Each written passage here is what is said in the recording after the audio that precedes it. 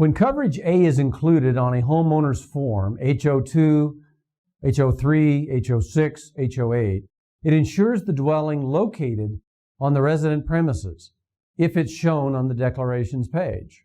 Structures attached to the dwelling are also covered, such as porches, breezeway, garages, and decks. If the insured is in the process of constructing, altering, or repairing the dwelling or other structures, any material and supplies located on the premises or next to it are also insured under coverage A.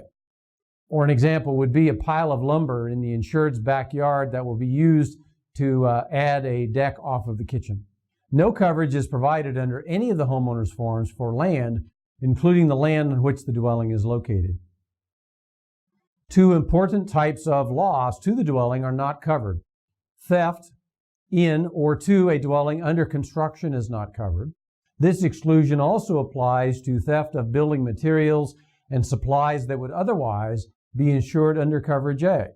The other type of dwelling loss that isn't covered is vandalism and malicious mischief, if the dwelling has been vacant or for 60 consecutive days before the loss occurred. Another important fact to remember about coverage A is that the dwelling limits shown on the declarations must be at least 80% of the dwelling's replacement value.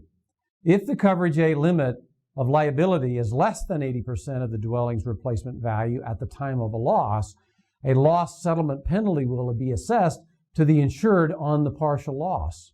When a limit of liability is chosen for coverage A or the dwelling, and it should be 100% of the dwelling's replacement value, the other three property coverages are automatically issued at limits that are a percentage of coverage A.